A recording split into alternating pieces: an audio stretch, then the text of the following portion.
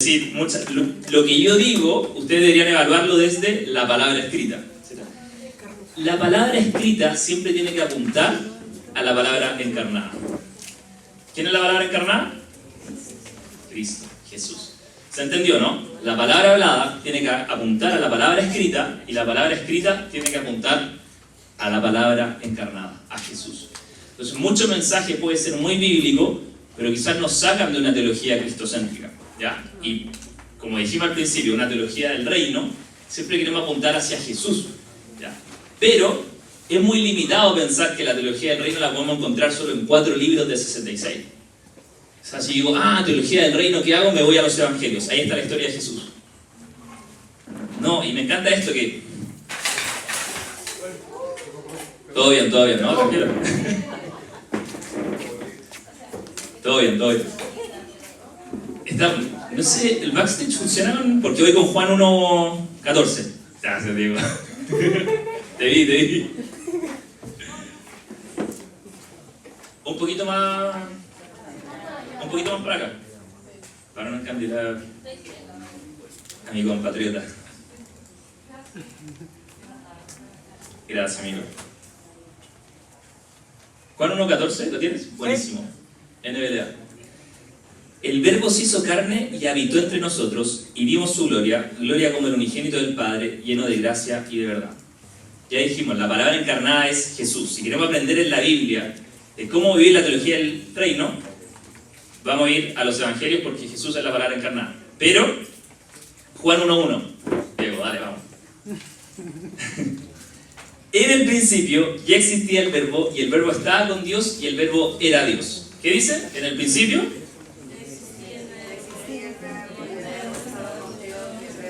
Ok, los que son matemáticos, si x es igual a 1 y reemplazamos x por 1, ¿cierto? Entonces, en el principio ya existía Jesús, y Jesús estaba con Dios, y Jesús era Dios.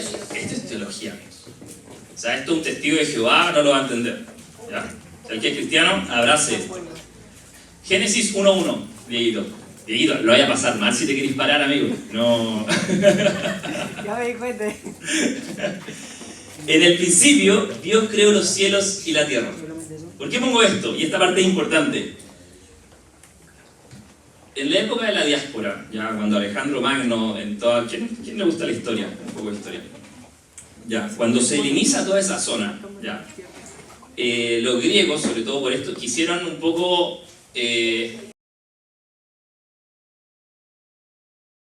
a traducir al griego, ¿ya? Entonces los manuscritos judíos, o los manuscritos en hebreo, también lo hicieron. Entonces se juntaron eruditos, ¿ya? Hebreos, y tradujeron todo lo que era el Antiguo Testamento en hebreo al griego, ¿ya? La leyenda dice que los 70 ancianos que hicieron esta traducción, ninguno tuvo una diferencia en la traducción del Génesis a Malaquías. Súper interesante. Ya, entonces, eso se llama, ya, el Antiguo Testamento en griego, no en hebreo, hasta el Apocalipsis, se llama Septuaginta. ¿Alguien había escuchado esto? Ya, genial. ¿Por qué digo esto? Porque la Septuaginta, cuando pone Génesis 1.1 en griego, dice en el principio. Y Juan 1.1, cuando dice en el principio, las dos cosas son lo mismo, en arjé. ¿Ya? Lo que Juan está haciendo cuando escribe en el principio era el Verbo, y está citando Génesis 1.1, le está diciendo a los judíos, el creador, tu Dios, que tú dices que creó el cielo y la tierra, el mar, todo lo que leemos en Génesis, era Jesús. Esto me pone la piel de gallina, porque es una confrontación muy fuerte para un judío decir que un hombre era Dios. Entonces en el principio era el Verbo, más encima lo ocupa con la misma de Génesis 1.1, que en español igual dice lo mismo, en el principio, pero en el griego es la misma palabra, en arjé. Entonces Juan está haciendo una declaración que Jesús, desde Génesis hasta donde estamos hoy, era. ¿Se entendió eso? Entonces, si hablamos de una teología del reino y queremos irnos a lo práctico, no lo limitamos a los 4 evangelios, tenemos que leer toda la Biblia. Entonces quiero hacer un panorama rápido, muy simplificado, de algunas historias en donde cómo podemos encontrar al Verbo en la Biblia. Porque la teología del reino también hay que hacerla práctica, es decir, seguir y hacer lo que Jesús hizo. Ir y hacer milagros, sanar enfermos, es lo que escuchamos en la viña, ¿cierto? Pero esto abarca mucho, como dijimos, no podemos encasillarla en solo 4 libros. Y un relato que podemos ver en esto es con Abraham, Isaac, ¿Ya? Esto lo podemos ver. O sea, el que ha estudiado Cristología va a encontrar a Jesús en todos lados. O sea, en todos lados. Pero me gusta la historia de Abraham y Isaac. ¿Cuántos conocen la historia de Abraham? ¿Ya? Dios le hizo una promesa, ¿cierto? ¿Cuántos años esperó por esa promesa? ¿Cuántos? Vamos. ¿40? ¿Cuántos años? ¿20? Vamos, ¿lees la Biblia o no lees la Biblia? Vamos. ¿Cuánto? ¿25? ¿Sí? ¡Ay! ¡Qué bien, viejo! ¡Qué convicción! Me gustó eso. Está súper bien decirlo así también. Esperó más de 20 años, 25 años, ¿ya? ¿Ustedes han esperado una promesa de parte de Dios? Mira, ¿llevan esperando 25 años esa promesa? Los que no tienen ni 25 ni se atrevan a decir algo. Entonces yo quiero que ustedes se imaginen lo que es esperar una promesa 25 años y recibirla. Y después de recibir esa promesa, creces con esa promesa, que es un hijo, Isaac, spoiler, si alguien no leyó Génesis. Y Dios le da a Isaac a Abraham, y cuando Isaac tiene como 13 años, Dios le dice, sacrifica a tu hijo. Sacrifica a tu hijo. En esa cultura de donde venía Abraham, ¿ya? De la tierra que lo sacó, sacrificar a los hijos era una cultura muy pagana. Viene escapando de esos dioses y de repente el Dios, creador del cielo y la tierra, el único creador de todo, le dice, sacrifica a tu hijo. Y Abraham fue y lo hizo. Ni siquiera lo cuestionó como, oye, no eres un dios pagano, ¿qué onda? ¿De quién es este celular? Lo voy a correr acá. Están llamándolo y la vibración me... Y Abraham va y decide entregar lo más preciado de su vida. Léanlo, cuando lean la Biblia, no la lean como van de Génesis 17, de repente pasan al 18 y 19, y de repente como que, sí, 25 años nació, qué bueno, oye, tuvo 13 años. Imagínate el proceso, esperaste toda una vida. ¿Quién tiene 25? Ya, toda una vida, imagínate, toda una vida esperando. Y nace la promesa. Y estás 13 años encariñado con esa promesa. Has estado 13 años con alguien que te guste, con algo que te guste, y Dios te dice, mátalo. ¡Wow! Pónganse en la posición de Abraham, por eso digo, ya vamos a entrar a la parte de Cristología, pero Abraham va, ni siquiera cuestiona a Dios, era un Dios pagano, ¿cómo se te ocurre? Y me encanta que si leen Hebreos 11, cuando dice que por la fe Abraham entregó a su hijo, él tenía fe incluso de que Dios lo podía resucitar entre los muertos. Ese versículo es maravilloso. Pero, ¿qué pasa acá? Cuando lo va a sacrificar, Dios le dice, detente. Los que no se han leído la historia, spoiler. Voy a hacer mucho spoiler bíblico hoy día. El ángel le dice, detén el cuchillo, ¿ya? Y Abraham no lo mata. ¿Y qué pasa después? Le provee ¿un qué? Cordero. ¿Un cordero que representa a quién? Muy bueno. De spoiler también. ¿Por qué digo esto? En ese mismo lugar, según la historia, antropología y todo, fue el lugar del sacrificio de Jesús después. Entonces, miles de años antes, 4000 años antes, o no sé cuánto, Abraham está experimentando, Dios le está mostrando a Abraham el corazón de su plan. Es decir, yo, Abraham, Dios, voy a entregar a mi hijo. Y tú estás experimentando esto. Eso es algo maravilloso, ¿ya? Entonces, cuando yo digo la teología del reino es práctica, incluso en esta historia de Abraham, porque yo creo que el ver a Jesús en esta historia es obediencia. Eso es teología del reino. Un punto para destacar acá.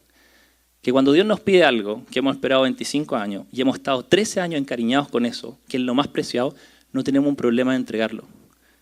Porque sabemos que Dios es más poderoso en eso, que lo puede devolver o qué sé yo. Entonces, cuando vemos a Jesús en esta historia, yo digo, wow. A ver, y quiero hacer un paréntesis acá. A Dios nadie le dijo con Jesús que te tenga el cuchillo. Jesús murió, Isaac no. ¿Se entiende o no? Entonces, algo práctico y es un ejemplo, o sea, en Génesis podemos ver más historias de esto. pero es un ejemplo de cómo, la teología del reino entra acá. ¿Con qué? Con obediencia. ¿Dónde más podemos ver la teología del reino en el Génesis, volviendo? Es con José. ¿Quién conoce la historia de José? Vamos, chicos. Hay que leer la Biblia. Y Génesis es uno de mis libros favoritos, por si acaso. O sea, esos 50 capítulos son maravillosos. La historia de José es durísima, ¿ya? Es el hermano número 11 de 10 que están hacia arriba, ¿ya? Es un soñador. Hay una película, José, Rey de los Sueños, si no la han visto, para niños. Imaginaría el favorito de tu papá y tus 10 hermanos mayores te tienen un celo y un odio y te venden. Te venden y le dicen a tu papá, se murió. No lo busquís más, no hay esperanza. Dijo, esa cuestión, esto es muy chileno. Eso, durísimo, durísimo. Imagínate tú, tienes tu familia, como 17 años, y te separan de tu familia. Cuando leamos la Biblia con una convicción de que hay personas detrás. José no lo pasó bien. Y de repente ya está 30 años, hasta los 30, han pasado 13 años en Egipto, ya pasa algo muy curioso. Dios lo prospera siempre y él lo reconoce. Él extraña a su papá, extraña a su familia, fue vendido injustamente y está prosperando en una nación que no es su nación. Y le va bien, le va bien, le va bien. Y de repente José lo acusan falsamente de violación. Los que han leído la historia, una mujer le decía todo el rato, acuéstate conmigo, acuéstate conmigo, acuéstate conmigo. Hasta que en un momento estaban a solas y llega la mujer y le dice, acuéstate conmigo, y él sale corriendo. Un paréntesis, salgamos corriendo de la tentación. Y él, por ese acto de justicia, cárcel. Cárcel. Y esa cuestión, ¿qué reemplazo por cuestión? ¿Qué digo? ¿Esa vaina funciona? ¿No? Esa situación. Denme una jerga, vamos, qué palta, vamos. Esa nota, gracias Jorge, es fuertísimo. Y resulta que está en la cárcel y el panadero del faraón con el copero tienen sueños y José los interpreta. Y son reales los sueños. Quiero que entiendan esa frustración. Está en la cárcel y Dios le habla aparte. Dios, ¿por qué no me sacas de acá? No sé si te han hecho esa pregunta en alguna situación de su vida. Vamos a hablar de la teología del reino, no se preocupen, tengo un punto. Dios, ¿por qué no me sacas de acá? Interpreta los sueños, le dice al copero y al panadero, bueno, en verdad al copero, porque el panadero, le dice al copero, acuérdate de mí con Faraón. Y el copero lo liberan, llega Faraón, y la Biblia dice después, pasaron 2 años más. Esos son detalles que si no nos damos cuenta en la Biblia, no vamos a poder entender los procesos difíciles de la vida y cómo abrazarlos. Y eso es teología del reino.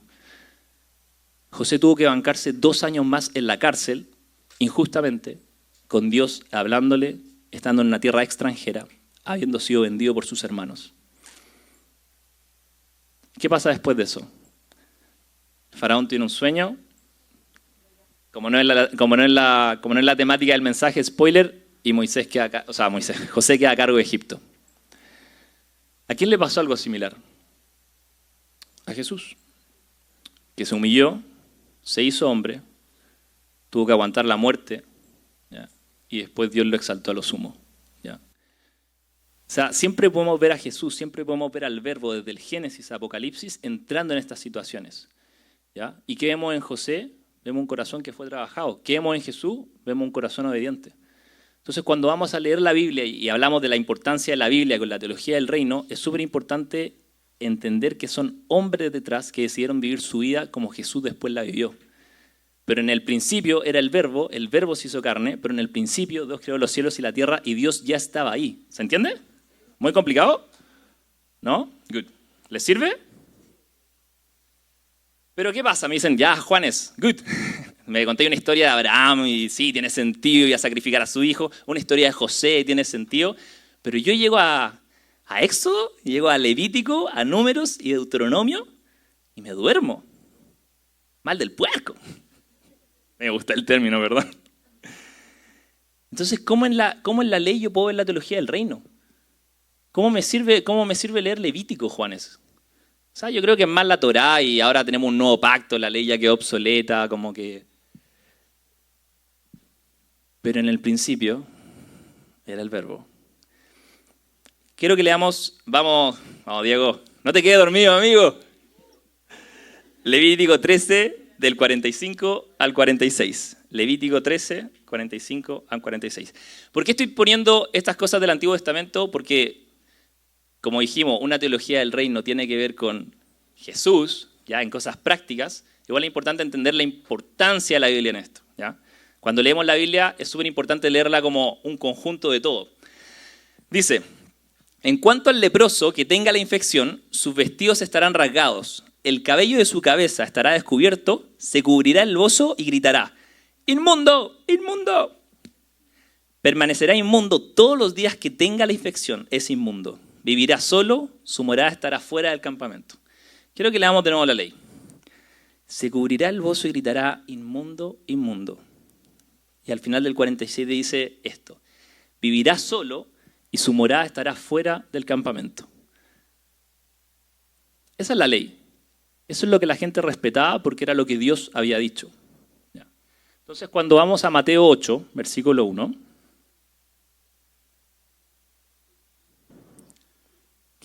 bien ahí, el más rápido del oeste. Cuando Jesús bajó del monte, grandes multitudes lo seguían. Y se acercó un leproso y se postró ante él diciendo, Señor, si quieres puedes limpiarme. Extendiendo Jesús la mano, lo tocó diciendo, quiero, sé limpio. Nosotros leemos esa historia como, había alguien enfermo y Jesús lo sanó. No, viejo. Por eso está la ley. La importancia de la Biblia, la teología del reino, es que si no entendemos el conjunto y de cómo Jesús también está en el principio y que Jesús es el cumplimiento perfecto de la ley, no vamos a empatizar con un leproso. En donde, no sé si le llama la atención, el leproso en ninguno de los evangelios le dice, si quieres puedes sanarme. Estaba enfermo. Él dice, si quieres puedes limpiarme. Oh, se me pone la piel de gallina. Él está diciendo, hey, como si tú quieres, puedes hacer que yo vuelva a la comunidad. Si tú quieres, yo puedo dejar de ser inmundo para el resto de la sociedad. Si tú quieres, yo quiero volver a ser parte del pueblo. Quiero volver del campamento. ¿Por qué? Porque la ley decía que tenía que gritar inmundo e irse. Esto está en Levítico, por eso leer Levítico es tan importante. Me encanta el Pentateuco por lo mismo, porque vemos a Jesús cumpliendo todo eso. Y Jesús le dice, quiero. Ayer Tich lo dijo muy bien, quiero, sé limpio. Marcos decía, y se movía con pasión. Y al instante quedó limpio de su lepra. Entonces Jesús le dijo, mira, no se lo digas a nadie, sino ve, muéstrate al sacerdote y presenta la ofrenda que ordenó Moisés para que les sirva de testimonio a ellos. Es decir, anda y que el sacerdote diga, tú puedes ingresar de nuevo al pueblo. La teología del reino es ir y sanar, pero es entender también el corazón de Jesús en eso. En donde esto no fue una simple sanidad del leproso, esto fue una sanidad social. Gracias, Juanca. ¿Se entiende? ¿Sí? O sea, cuando leemos los 66 libros de la Biblia para practicar la teología del reino, no podemos simplificar la teología del reino en voy y sano a un enfermo. Es voy y atiendo una vida. Poderoso, ¿sí? ¿Se entiende? Levítico 15, del 19 al 23. Estoy citando la ley. Por eso digo, teología del reino son 66 libros, amigos. Si alguien es católico acá, 72, 73. Y si alguien es ortodoxo, ya. Levítico 15, 19 dice, cuando una mujer tenga flujo, si el flujo de su cuerpo es sangre, ella permanecerá en su impureza menstrual por 7 días. Y cualquiera que la toque quedará inmundo hasta el atardecer. También todo aquello sobre lo que ella se acueste durante su impureza menstrual quedará inmundo. Y todo aquello sobre lo que ella se sienta quedará inmundo. Cualquiera que toque su cama lavará su ropa, se bañará en agua y quedará inmundo. Y todo el que toque cualquier cosa sobre lo que ella se siente, lavará su ropa, se bañará en agua y quedará inmundo hasta el atardecer. Sea que esté sobre la cama o sobre aquello en lo cual ella se haya sentado, el que la toque quedará inmundo. ¿Cuántos menstruamos acá? Bien, gracias, era un chiste. Imagínate esa vez al mes, en donde tú tienes un flujo que es algo natural, se ve en el colegio, ¿cierto? Lo ven en el colegio. Y por eso, inmundo. No te pueden tocar y lo que tú toques queda inmundo. ¿Ya? Para el judío el estar limpio era algo súper importante en los rituales. El no estar puro o el estar inmundo te impedía ser parte de los rituales, de muchas cosas. Entonces era algo muy importante.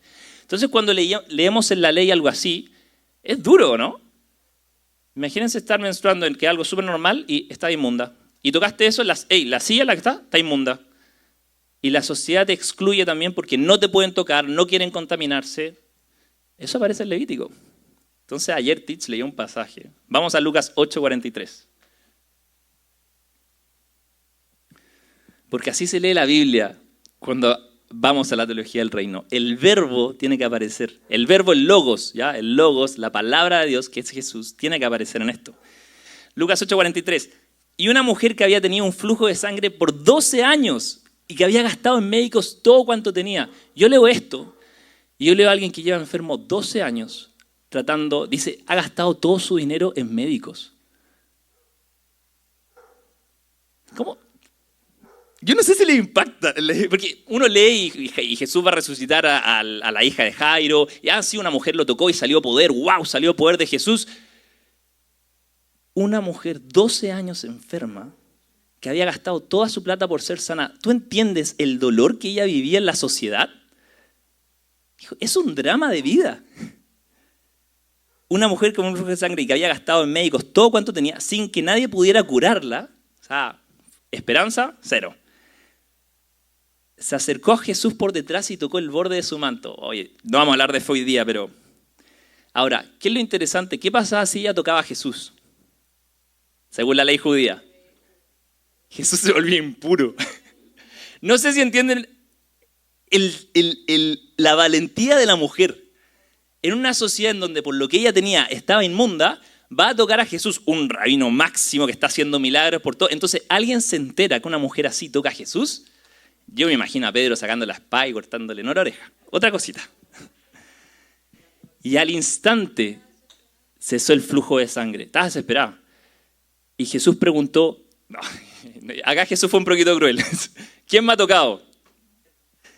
Mientras todos lo negaban, Pedro dijo, tómatela, Jesús.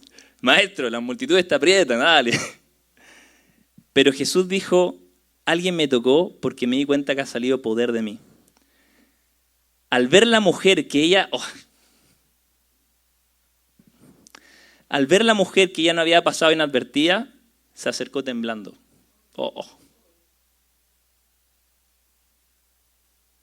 La Biblia tiene detalles que son hermosos. Imagínate su situación. Un rabí dice, ¿quién me tocó? La están todos tocando.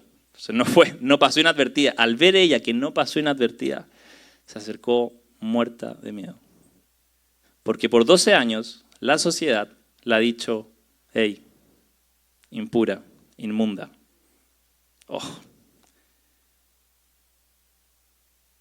Y cayendo delante de él declaró en presencia de todo el pueblo, eso es una valentía, la razón por la cual lo había tocado y cómo al instante había sido sanada. Y él le dijo, hija, tu fe te ha sanado. Y esta palabra final, vete en paz. La teología del reino es hacer un milagro y tenemos que derramar poder. Pero si no entendemos del Génesis al Apocalipsis, la ley y lo que Jesús está haciendo en esa restitución, ¿por qué estamos orando por los enfermos? ¿Para derramar poder de Dios? Sí.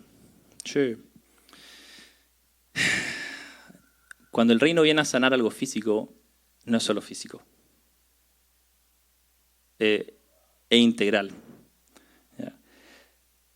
Y no lo tengo en mis notas, pero me acordé de esto y lo quiero contar. Cuando yo me convertí, a los 15 años, ¿hasta qué hora tengo? Para saber si lo cuento.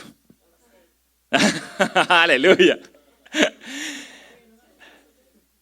Cuando yo entregué mi vida, vengo de familia cristiana, pero a los 15 años entregué mi vida a Jesús, así, cambio radical. O sea, un antes y un después. Liberación entre medio, fue muy, muy bueno. Y en ese tiempo, a los 15, tengo un sueño.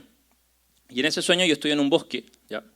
En como un bosque de pinos, lleno de nieve, y hay una cabaña de troncos hermosa, ¿ya? Y estoy como en el porche de la cabaña, ya como en el exterior, en un andamio, y miro para abajo y veo un perro siberiano. Y el perro siberiano me sonríe y le cambia la cara como un demonio. Y de repente yo veo que está lleno de perros siberianos y empiezo a retroceder y empiezo a correr hacia el interior de la cabaña, y estos perros / demonios, nada contra los siberianos, por si acaso, están corriendo detrás mío, y entro a la cabaña y tomo la puerta gruesa de troncos y la empiezo a cerrar, y cuando están por entrar los perros, se escuchan los ladrillos, logro cerrar la puerta y queda como sellado. Silencio. Y pongo el seguro, y el seguro era esto. ¿Se entiende o no? O sea, era un segurito. Y me doy vuelta y era una cabaña de troncos preciosa por dentro. Una chimenea, un fuego ardiente. Yo estaba recién convertido, estaba pero más enamorado que algo. Y no se me ocurrió. Y sentía que el Espíritu Santo me estaba mostrando un poco en dónde estaba mi corazón ahí. ¿Ya? Pero también me estaba mostrando que el seguro era hacer esto. Y que afuera realmente el mundo quería entrar. Y empecé a crecer, y fue un crecimiento, o sea, a los 3 meses de haberme convertido, me había leído la Biblia completa, ya a los 2 años eran como 40 libros, no sé cuántas veces la Biblia, no sé, como 700 prédicas, o sea, nada. Y eso generó mucho orgullo también. Entonces, el orgullo empieza a crecer y uno empieza a sentirse el llamado de Dios. O sea, yo soy el que va a salvar el mundo. O sea, Dios tiene un llamado y un plan para mí, y yo voy a hacer esto, y yo voy a hacer, y yo. El egocentrismo cristiano al final. Y que los planes de Dios se tratan de nosotros. Entonces, fue un tiempo muy bueno, de mucha oración, pero sin darme cuenta también de mucho orgullo. Y si uno tiene harto orgullo, para romper ese orgullo, hay que ser humillado. Entonces, como a los 4 años, pasaron ciertas situaciones, no voy a contar toda mi historia, y yo estaba humillado. Aparte, mi testimonio fue haber sido como arrancado de una adicción a la pornografía, y en ese tiempo, 4 años después, pasando 15, 16, 17, limpio, por decirlo así, volver a caer en pornografía.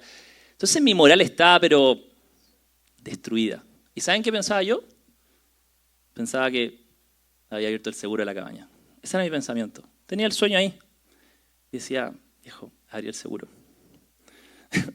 Por un momento se me olvidó porque estaba contando esto. Yo lo noté y dije, no está acá, ¿qué hago? Y 4 años después, tengo la continuación del sueño. Eso es misericordia de Dios. Y en el sueño estoy dentro de la cabaña. Y la cabaña está destruida. Está toda destruida por dentro. Y yo estoy adentro como en el piso y de repente siento que algo golpea la puerta. Así, ¡pum! Y yo me asusto porque hace 4 años lo que estaba detrás de la puerta eran perros / demonios. Entonces dije, shoot. Y vuelve a sonar la puerta de nuevo fuerte. ¡Pum! Y yo estoy en el piso como retrocediendo y de repente por tercera vez suena la puerta y se derriba y entra un ciervo gigante a la cabaña. Y yo me desperté y el Espíritu Santo sabía al tiro que el ciervo significaba nobleza, pero no entendía todavía como nobleza, ¿qué significa esto? Y el Espíritu Santo me habla ahí porque como que no lo entendía muy bien y sabía que tenía relación con el sueño anterior.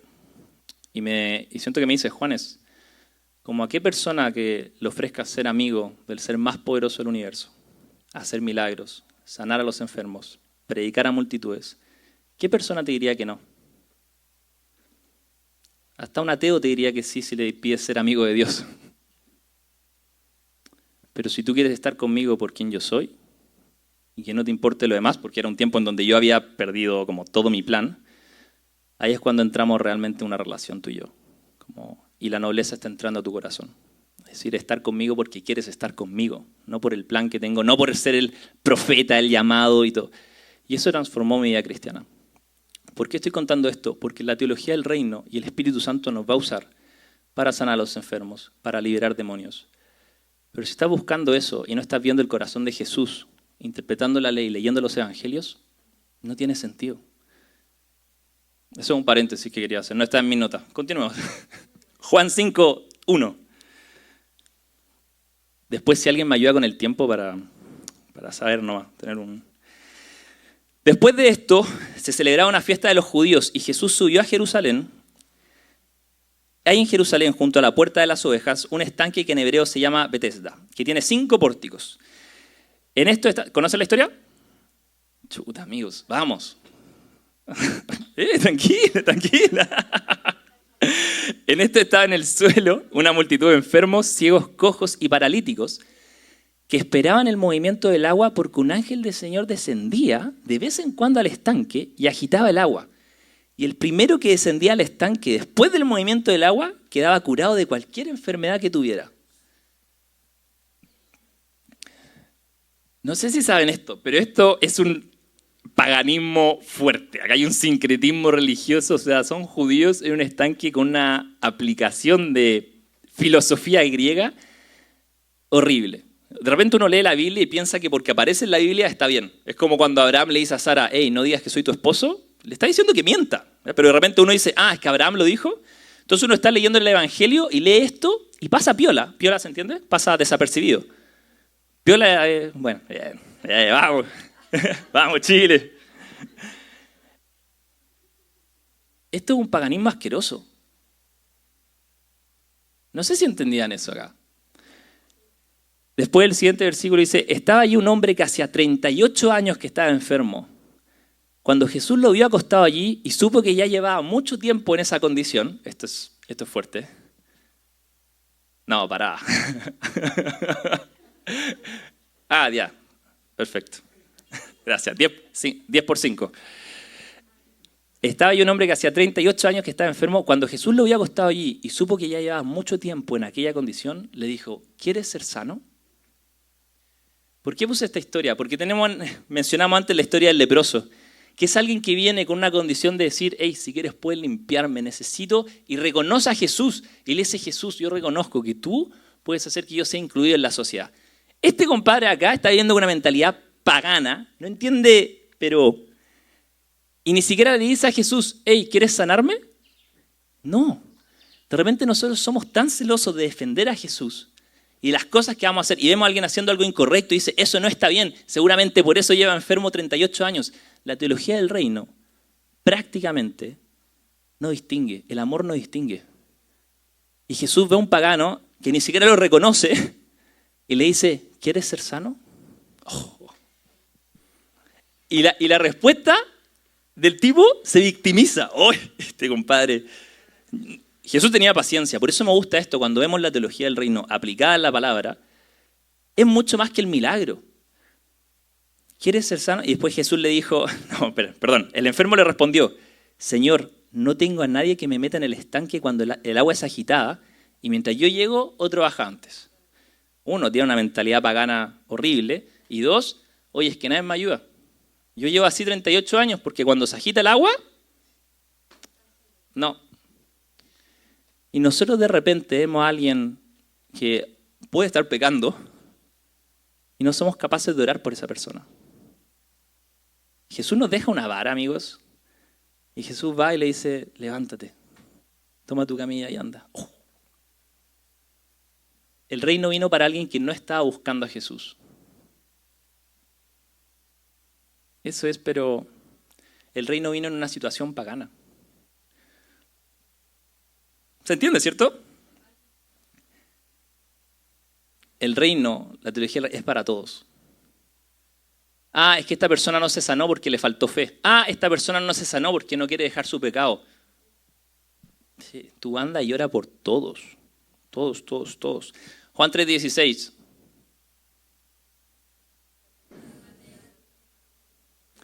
¿Amó Dios a quién? ¿A quién? ¿Eso excluye a alguien? ¿Excluye al pagano? ¿Excluye al que no quiere sanidad? Amó al mundo. Por eso cuando el taller se llama Biblia y Teología del Reino, la Biblia es muy rica en más que 4 evangelios. Por eso cuando leemos Génesis vemos a Jesús. Cuando leemos la ley vemos a Jesús. Y eso es maravilloso. Sigamos con un poco el Antiguo Testamento. ¿Ya? Estamos Salmos. ¿Por qué me gustan los salmos? Porque uno dice, ¿dónde entra el verbo acá? ¿Ya? Creo que ayer alguien comentó que hay salmos mesiánicos. ¿Cuántos saben que hay un salmo mesiánico? Que hay más de un salmo mesiánico. Es decir, hay un salmo que habla de Jesús. Un salmo muy famoso en esto es el Salmo 22. ¿Qué dijo Jesús cuando estaba en la cruz? ¿Qué le dijo al Padre? Padre, Padre, ¿por qué me has abandonado? ¿Cierto? ¿Y alguien se acuerda qué hicieron los soldados romanos con las ropas de Jesús? echaron suerte y se la repartieron. El Salmo 22 parte diciendo, Dios mío, ¿por qué me has abandonado? Esto es un salmo. Y en otra parte del mismo salmo dice, se reparten entre sí mis vestidos y sobre mi ropa echan suertes. O sea, pero si leen todo el salmo, es un clamor, es un desahogo. Cuando quiero hablar de teología del reino, quiero hablar de Jesús, quiero hablar de los evangelios, pero también quiero hablar de que la teología del reino, como vimos con la mujer, como vimos con la mujer con flujo de sangre, como vimos con el leproso, implica una sanidad integral en donde el verbo, ¿quién es el verbo? Jesús, en el Salmo 22, está clamando. Es un salmo profético. Cuando leemos el Salmo 13, que dice, ¿hasta cuándo, Señor, me seguirá olvidando? ¿Hasta cuándo? Y siempre terminan, pero yo confío en tu gran amor. Todos los salmos terminan, no seré humillado, yo veré tu gran amor. El verbo en la Biblia también implica relación con Dios. La teología del reino práctica es intimidad, es conocer a Dios y dejarse ser conocido. No es que yo sano a los enfermos y echo fuera demonios, pero Dios, sigo esperando esto y aquello y está bien, Dios me usa. Amigo, ¿cómo están tus procesos? ¿Cómo está tu vida? El verbo está en Génesis, Éxodo, Levítico, Número, Deuteronomio, Salmos. Leamos los salmos y damos los clamores y tratemos de encontrar los salmos mesiánicos de cómo Jesús hacía. Porque si yo quiero orar por alguien y esa persona no se sana y yo me frustré, ¿qué puedo decir? Dios es soberano. Y Dios es soberano. Y al mismo tiempo oré por alguien, no pasó y tengo una frustración. Anda y entrega tu frustración. Escribe tu salmo. Jesús quería expandir el reino y no llegaste, la persona siguió enferma, sigue atada. Desahógate. El verbo lo hizo y tú no lo vas a hacer. ¿Queremos ser como Jesús? Excelente, desahóguense. ¿Se entendió esa parte o no? Es un detallito porque quería poner al verbo también en los salmos. Ahora, estoy poniendo muchos ejemplos de Jesús. Y muchas veces lo que pasa es que nosotros decimos, ya, pero Jesús era Jesús. Juanes, tú leíste que en el principio el verbo era Dios. ¿Pero eso aplica para nosotros o no? ¿Sí o no? Pero ¿cuántas veces no lo hemos visto en nosotros? Vamos a orar por alguien y no se sana, como Jesús lo hizo. Hoy día Rodrigo comentó algo bien clave. Que en la teología del reino queremos mirar a Jesús, pero hay teología muy paulina y de repente nos metemos mucho en las cartas de Pablo, pero Pablo lo que hace es explicar a Cristo también. Entonces la teología del reino tampoco es Génesis hasta Juan. Hay que encontrar al verbo también en la teología paulina y entenderlo. Y por eso también quiero meter parte del Nuevo Testamento. Colosenses 1:13. No sé quién está ahora. ¿Quién está? Hola, Carito. Diego, a tu puesto. Yo lo molesto con amor, amo a ese hombre. Si alguien le dice eso, las va a ver conmigo. Colosenses 1:13, perfecto, dice, porque Él nos libró del dominio de las tinieblas y nos trasladó al reino de su Hijo amado, en quien tenemos redención, el perdón de los pecados. Él es la imagen del Dios invisible, el primogénito de toda creación. Segundo que se me ocurrió. Porque en Él fueron creadas todas las cosas, tanto en los cielos como en la tierra. ¿Por quién fueron creadas todas las cosas? ¿Quién es Él? Jesús. Tanto en los cielos como en la tierra, visibles e invisibles, ya sean tronos o dominios o poderes o autoridades. Todo ha sido creado por medio de Él y para Él. ¿Por medio de quién? ¿Y para quién?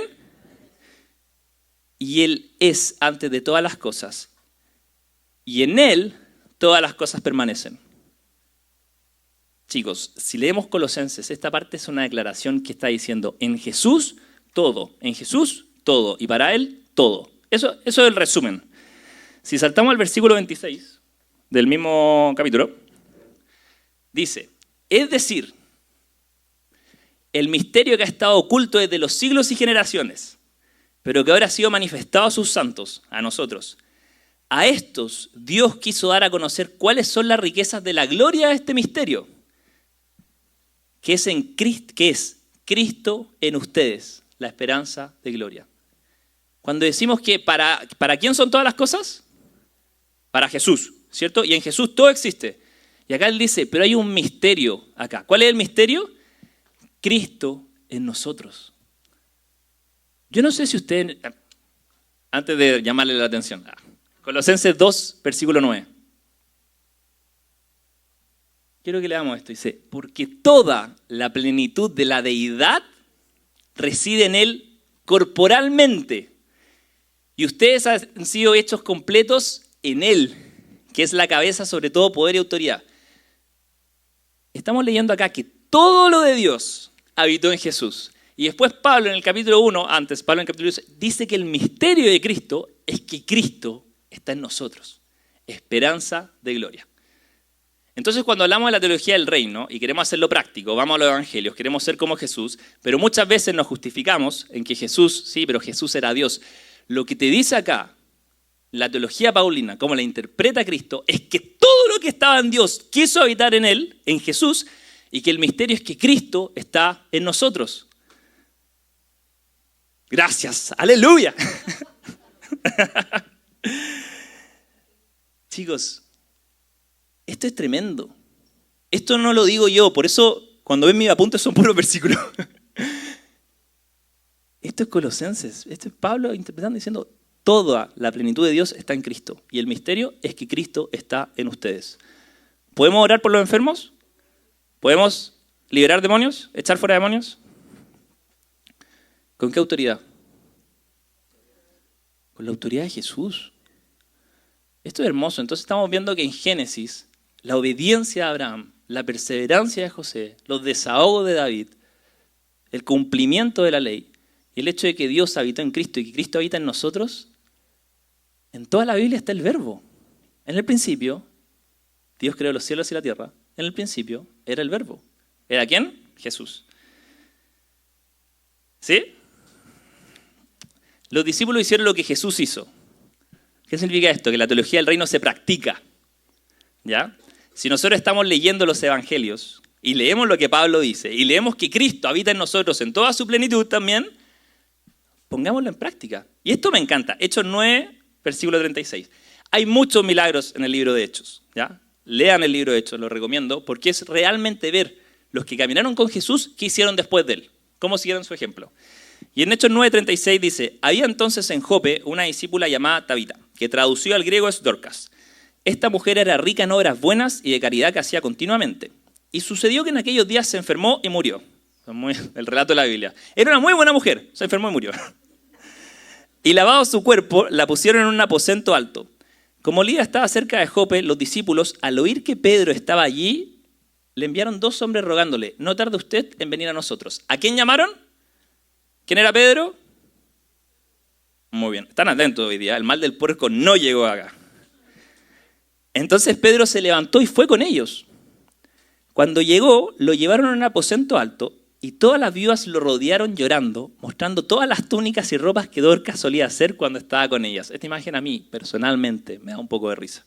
Me imagino estar todo, y mira la prenda que hizo. Y Jesús, y Pedro así como un poco incómodo me lo imagino. Y las mujeres llorando y diciéndole mira todo lo que hacía y le recordaban drama. Pero me gusta esto, el siguiente versículo que dice, pero Pedro, ¿dice? ¿Dónde está? El siguiente. Ahí está. Pero Pedro, haciendo salir a todos, se arrodilló y oró. Y volviéndose al cadáver, dijo, Tabita, levántate. ¿Qué le recuerda esto? Jairo, la hija de Jairo. Yo quiero, la vez que Pedro, bueno, no la vez, pero Pedro vio una resurrección. Jesús fue con Pedro, Juan y Jacobo a la casa de Jairo. ¿Y qué dijo Jesús? Salgan todos. Y dijo, niña, levántate. Y Pedro tiene que ir a resucitar a alguien, ¿y qué hace? Salgan todos. ¡Ey, levántate! Es muy simple. ¿Vio?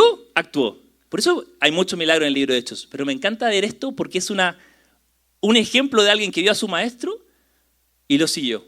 Entonces cuando nosotros leemos los evangelios, y ahora sí la importancia del evangelio en la teología del reino, porque vemos a Jesús práctico. Sal de esa mujer, cállate, te reprendo. Sé sano, quiero, sé limpio. Lo que decía ayer Teach en Evangelismo Poderoso, en hey, oremos algo simple. ¿Por qué oramos algo simple? Ah, es que en la viña lo hacemos así. ¿Por eso oramos simple? Oramos simple porque la teología del reino implica práctica como Jesús lo hizo. Y Jesús era muy simple. Señor, escúchame que quiero rogarte por esta espalda que tú sabes cuánto has sufrido, cuánto he estado, cuánto... ¿Vieron a Jesús hacer eso? No digo que no se pueda hacer y que no debamos orar y clamar por la misericordia de Dios. Pero en Colosenses dice que toda la plenitud de Cristo está en ti. Entonces cuando vayas a actuar, actúa como Cristo. Eres una extensión de los manos y pies de Cristo. Es decir, que cuando vamos a sanar a alguien, hay alguien que puede haber tenido 12 años un flujo de sangre y sintiéndose mal por dentro. Y por eso vamos como Jesús. Por eso queremos seguir ese ejemplo. ¿Se entendió? Ya estoy terminando. Hay algo más que quiero agregar. Y algo es una notita mía, como que me quiero desviar un poquito, pero la teología del reino y la práctica del verbo en nuestra vida es integral. Lo mencionamos un poco con los salmos. Pero en Gálatas 5:22 dice, pero el fruto del Espíritu es...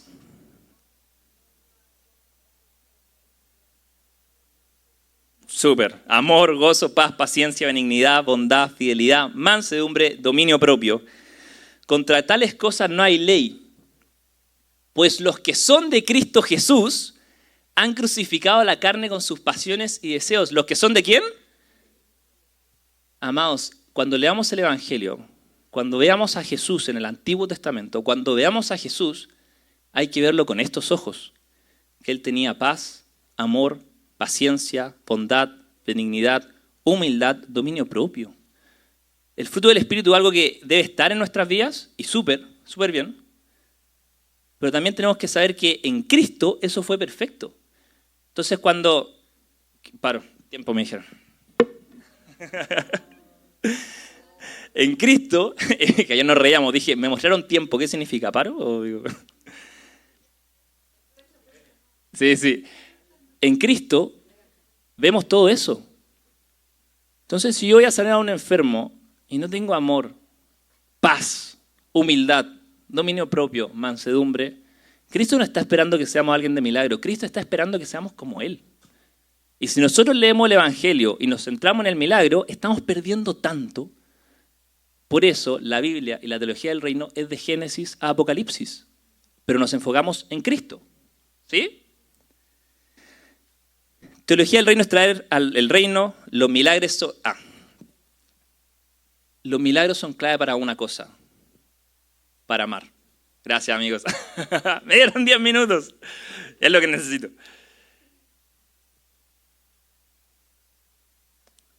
Los milagros son clave para evangelizar y para amar. En este mundo postmoderno, ¿quién entiende un mundo postmoderno? ¿Se entiende o lo explico un poco? Un mundo postmoderno, el modernismo de lo que veníamos antes, por eso postmoderno, viene después, había un relato, un metarrelato, es decir, existía una verdad. Los nazis son malos, la alianza, lo que sea, son buenos, queremos combatir el comunismo, ¿cachai? Eso es un metarrelato. Cuando entra el postmodernismo, en esta época postguerra, en donde sabéis que hubo tanto daño, el postmodernismo dice, hey, no hay verdad absoluta. La verdad es que tu verdad es todo relativo. Y tú puedes tener tu verdad y yo puedo tener mi verdad. Bueno, esa forma de pensar ya es un metarrelato, por si acaso. Pero lamentablemente nosotros como sociedad estamos contaminados con los postmodernos. Y se ha metido en la iglesia. Y muchas veces como, sí, quizás el musulmán como que igual tiene su punto. La verdad es una. ¿Quieres la verdad? Bueno, no está en mis apuntes, pero Jesús es el camino, la verdad, la vida. Nosotros sí creemos en una verdad, que es Jesús. Pero imagínense esto. Yo vengo a hablarle la verdad a alguien que está metido en un mundo postmoderno. ¿Qué me va a decir? Bueno, esa es tu verdad. Yo creo esto. Alíneame los chakras. Yo creo esto, quiero hacer Reiki. Yo creo esto, pero Alá es un Dios bueno. Entonces, el evangelizar con milagros trae el reino y te imparte una verdad súper poderosa. Entonces, cuando racionalmente estamos contaminados en nuestra mente y el reino viene con un milagro, Hijo, la verdad es Cristo. Ahí se manifiesta Cristo. Ahí se manifiesta el verbo. Por eso es práctico. Y por eso hoy por hoy el evangelismo poderoso es súper concreto para que alguien pueda creer en Jesús. Entonces me gusta una oración que hay en Hechos 4. Hechos 4:29 dice. No, es que no lo, pero sé que lo va a poner, entonces dije, ya, lo voy a esperar. Hechos 4:29, ¿sí? 4:29. Buenísimo. Dice, estoy un poquito más adelante, dice, permite que tus siervos hablen tu palabra con toda confianza, mientras extiendes tu mano para que se hagan curaciones, señales y prodigios, mediante el nombre de tu santo siervo Jesús. Me encanta esta oración de los discípulos, porque es que podamos seguir predicando, pero aparte que cuando prediquemos nos acompañen tus señales. Porque las señales son clave, amados. Las señales no son nosotros vamos a manifestar poder de Dios. Las señales son que el mundo crea, que el mundo se sienta amado. Esa es la historia que vemos con Jesús sanando a una mujer de flujo de sangre. Esa es la historia que vemos Jesús sanando a un leproso que va y ama y la señal manifiesta una señal de amor. La teología del reino es amar al otro. Y eso fue lo que hizo Jesús, que amó, como vimos ayer, hasta la muerte. Los que quieren ser líderes y todo, es amar hasta la muerte. Y es una oración que me encanta, porque es una oración que deberíamos hacer nosotros. ¿Voy muy rápido? ¿No? Bueno. Es una oración que Señor, hoy voy a compartirle a alguien en mi universidad, hoy voy a compartirle a alguien en el colegio, hoy respáldame con señales, dame una palabra de conocimiento, dame una palabra profética, permíteme orar por un enfermo y que se sane. Es una oración muy humilde y me encanta, pero al mismo tiempo ir empoderado, lo que decía Colosenses, toda la plenitud de Cristo habita en nosotros. El misterio de Cristo. Ayer estábamos leyendo Efesios, que es el misterio de Cristo y la iglesia. Colosenses, el misterio de Cristo. Maravilloso. Ayer Titz compartió algo. Dijo, y vuelvo a hacer la pregunta por si alguien estaba dormido ayer. Cuando Pedro está caminando sobre el agua, ¿le faltó fe? Pregunta abierta. ¿Le faltó fe? ¿Sí o no? ¿Le faltó fe en Dios? Muy bien, prestaron atención. Estaba Tichauer ahí diciendo, prestaron atención. A Pedro no le faltó fe en Dios. Porque cuando se estaba hundiendo, ¿qué fue lo primero que dijo? Jesús, sálvame. O sea, en Dios sí creía. ¿Ya? Pero dice, cuando vio el viento y todo, se asustó. ¿Ya? A él le faltó fe en creer que podía hacer las mismas cosas que Jesús. Eso fue lo que dijo Ticha anoche. Sí. Cuando Pablo explica en Colosenses que toda la plenitud de Cristo habitó en nosotros, es cierto. Entonces, si estamos sobre el agua y empezamos a dudar, yo sé que su fe no va a fallar en Dios. Yo sé que nuestra fe hoy por hoy está en que lo que dice el Evangelio es real.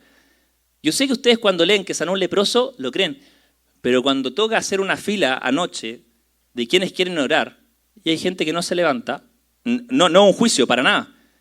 Es porque está entre duda, ¿podéis llorar por alguien? Voy a pasar vergüenza, no tengo... Y dudamos de nosotros. Por eso es tan importante leer la Biblia. Porque cuando leemos la Biblia, encontramos esto que aparece en Colosenses. Encontramos la actitud de Abraham, encontramos la actitud de José, encontramos la actitud de David, y es un complemento que todo apunta a Cristo y cómo Cristo actuó. Y el amor, bueno, el amor tiene que ser la motivación. Muchas veces no manejamos bien la tensión del ya, pero el todavía no. ¿Saben lo del ya, todavía no? ¿O no? Perfecto. Esa tensión muchas veces lo entendemos. Oye, no, es que estamos en el ya, pero el todavía no. Significa que alguien se puede sanar, pero alguien no. Pero esa tensión a veces nos genera tensión. Y no lo manejamos bien. Y no manejamos bien la desilusión de ver qué cosas que pasan. Chicos, no se nos va a rendir cuenta de ninguna persona por la que oramos y no se sanó. Se nos va a pedir cuenta de las personas que no oramos. Si tú no oraste por alguien, en algún momento el pastor te va a preguntar, ¿por qué no oraste por esa persona? Me dio vergüenza. Y si tú oraste por alguien y no se sanó, el pastor no te puede preguntar nada. El responsable ahí será el espíritu. Ahí se ve la tensión del ya, pero todavía no. Pero si nosotros decidimos no orar por alguien, voy a ser un poquito fuerte con esto. ¿Cuánto estamos amando? Yo cuando no oro por alguien que sentía haber orado, me pesa y me pesa, Porque dije, ¿qué tanto estoy amando? ¿Se entiende o no? Entonces, para cerrar, tenemos el ejemplo a lo largo de toda la Biblia de cómo ser más como Jesús. Es muy difícil hacer cristología de Génesis y Apocalipsis, pero tomamos ciertas historias que conocemos y vemos. Pero vemos cómo Jesús trajo el reino. Dejemos que Él se encargue. ¿Ya? Y leamos la Biblia. Cuando el tema del taller, Biblia y la viña, la teología y la importancia de la teología del reino. Si no leemos la Biblia, va a ser difícil que sigamos orando por personas. Romanos 10:17 dice, así que la fe viene del oír. ¿Y el oír? Pero dice algo con apellido. ¿La palabra de quién? Amados, si tú quieres tener más fe, porque la teología del reino implica también creer en fe de que nosotros podemos hacer. Implica que, Cristo habita en mí y yo estoy empoderado para hacer las mismas cosas que Él hizo. Entonces, si yo quiero empoderarme más con esa mentalidad, ¿qué debo hacer? La fe viene por el oír, la palabra, de... Si alguien no está leyendo la Biblia y quiere mejorar en hacer milagros, puede, buena suerte. No, yo creo que se puede desanimar, porque oraste por alguien, no se sanó, pero viejo, lo amaste igual, el milagro ocurrió. Porque una persona que quizás nunca nadie había orado en su vida, se sintió vista por primera vez. Por eso cuando leemos la historia del leproso, de la mujer con el flujo de sangre, del pagano que andaba al lado del estanque, vemos que Jesús amó. Y el reino respalda con señales por amor. Y si el reino no viene en ese momento, créeme que el reino ya está. Esto es un paréntesis gigante, pero cuando oramos, la presencia de Cristo se manifiesta. Si la persona no se sana, igual le presentaste a Cristo. Y Cristo está ahí. Hey, no te sanaste, pero quiero decir que Dios te ama y te ve. ¿Hay cosas que yo no entiendo? Sí. Pero te ama. Así que eso es la Biblia en la viña. En el principio, el logos. ¿El quién? El verbo. ¿Quién sabe lo que es un verbo? No, pero en el lenguaje, cuando están en la escuela y te dicen un verbo es una... El verbo Jesús es acción. Entonces vayamos y hagamos acción. ¿Sí? Oremos, levántense, pongámonos de pie.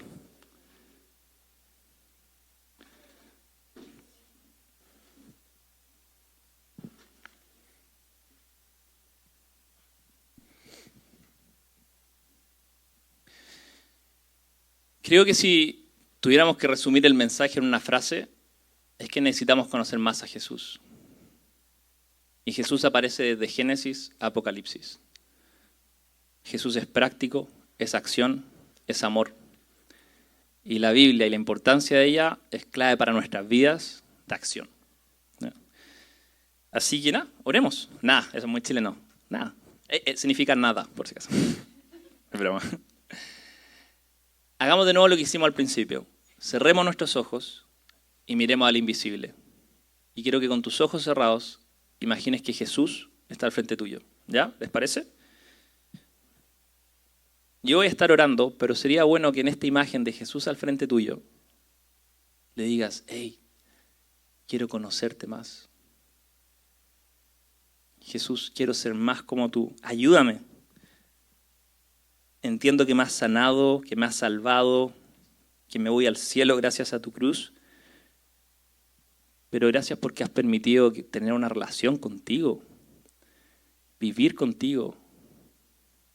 Mira a Jesús, míralo, imagínatelo ahí al frente tuyo. Dile, Jesús, ¿cómo soy más como tú? Quiero conocerte, quiero verte actuar. ¿Cómo actúas cuando paso al lado de alguien y no lo amo? ¿Cómo actúas cuando no estoy mostrando amor, paz, paciencia, mansedumbre? Porque quiero aprender de ti. Quiero ser práctico, Jesús. Jesús, muéstrame por quién de mi familia no he estado orando. Muéstrame a quién de mi familia no he estado amando como tú lo amas, Jesús.